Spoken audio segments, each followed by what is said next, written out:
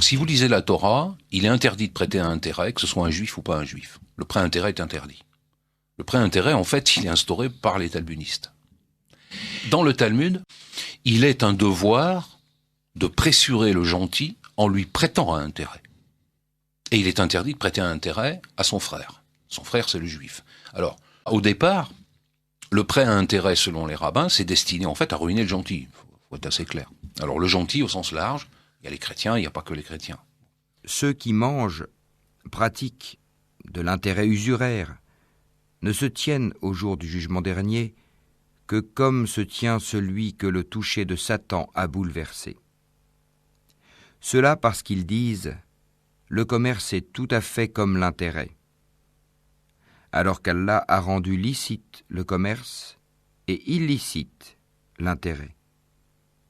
Celui donc qui cesse dès que lui est venue une exhortation de son Seigneur peut conserver ce qu'il a acquis auparavant, et son affaire dépend d'Allah.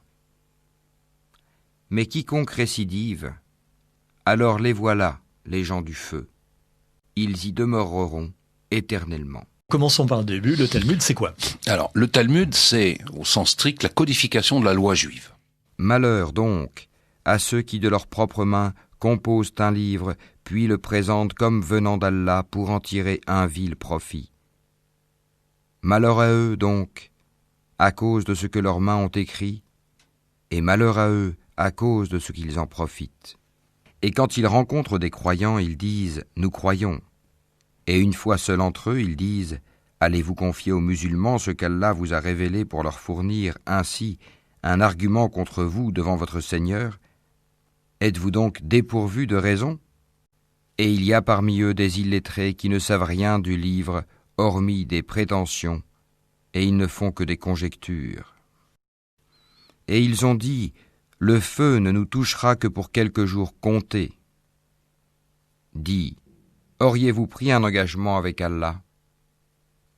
Car Allah ne manque jamais à son engagement. Non, mais vous dites sur Allah ce que vous ne savez pas. Croyez-vous donc en une partie du livre et rejetez-vous le reste ? Le Talmud a une valeur supérieure à la Torah, c'est indiscutable. Le Talmud l'emporte sur la Torah. Oui. Ceux d'entre vous qui agissent de la sorte ne méritent que l'ignominie dans cette vie, et au jour de la résurrection, ils seront refoulés au plus dur châtiment, ils y demeureront éternellement. Et quand leur vint d'Allah un livre confirmant celui qu'ils avaient déjà, alors qu'auparavant ils cherchaient la suprématie sur les mécréants. Quand donc leur vint ceux-là même qu'ils reconnaissaient, ils refusèrent d'y croire.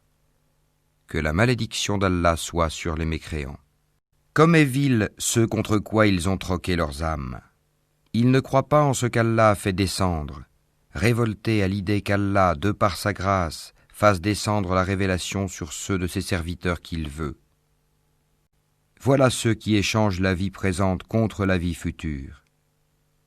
Eh bien, leur châtiment ne sera pas diminué, et ils ne seront point secourus. Dans le Talmud, tout est prétexte pour envoyer, c'est bien le cas, le coup de pied de l'âne, contre ce qui n'est pas juif. Alors, à l'époque, évidemment, ça ne vise pas les musulmans, ils n'existent pas. Hein. Ça vise les autres. Les autres, mais qui ne sont pas seulement les chrétiens, c'est-à-dire tous les autres.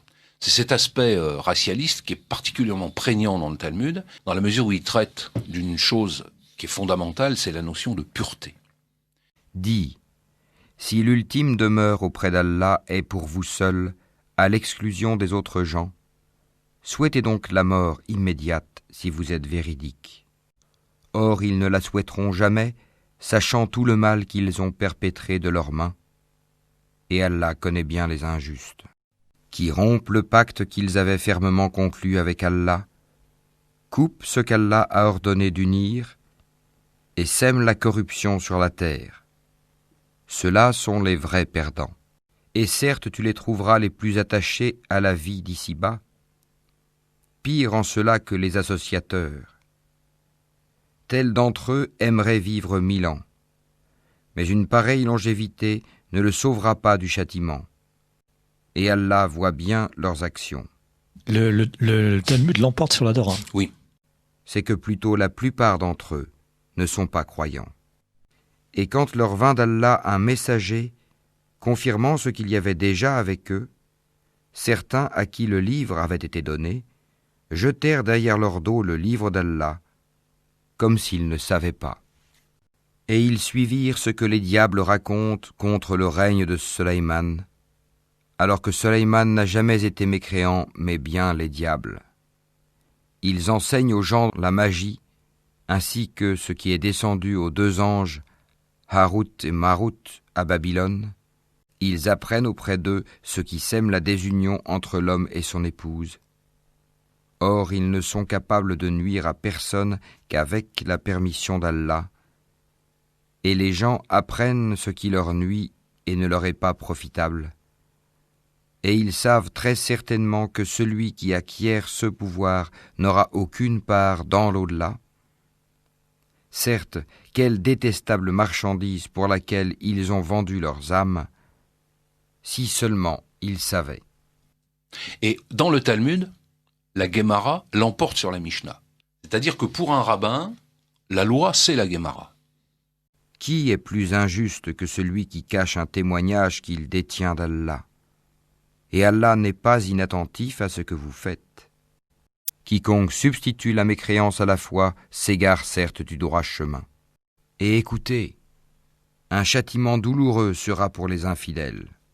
Ceux qui cachent ce qu'Allah a fait descendre du livre et le vendent à vil prix, ceux-là ne s'emplissent le ventre que de feu. Allah ne leur adressera pas la parole au jour de la résurrection et ne les purifiera pas. Et il y aura pour eux un douloureux châtiment. Eh bien, espérez-vous, musulmans, que des pareils gens, les Juifs, vous partageront la foi, alors qu'un groupe d'entre eux, après avoir entendu et compris la parole d'Allah, la falsifièrent sciemment.